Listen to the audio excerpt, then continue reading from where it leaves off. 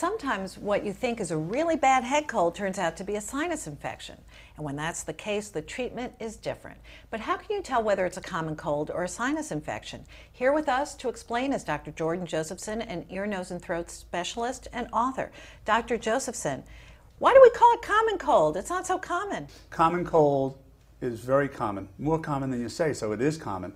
Everybody has had a common cold. It usually lingers for 2 to 5 days. You're just feeling run down, kind of clogged up in your nose. You can't breathe, sore throat, just achy, maybe you have a little fever.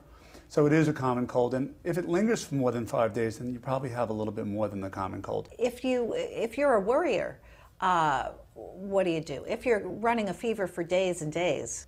You can help yourself. First of all, eating right is very important. Why do they say feed a cold? What can you do for your cold by eating better or eating more, especially if you're not in the mood? Well, the bottom line is when you have a cold, your resistance is low.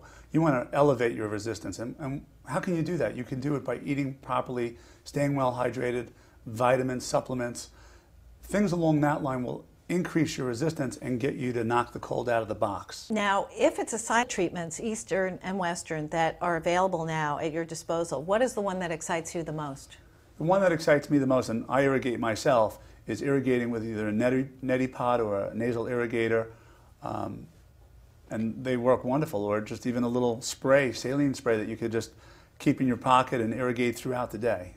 Really? Uh-huh. And is neti pot Old World, New World, East, West? These all came from Eastern philosophies. They've been around for thousands of years. They've worked. There's almost no risk that I can think of. So there's only upside. How can you go wrong with that? Thank you so much, Dr. Josephson. Thank you. I'm Lisa Birnbach.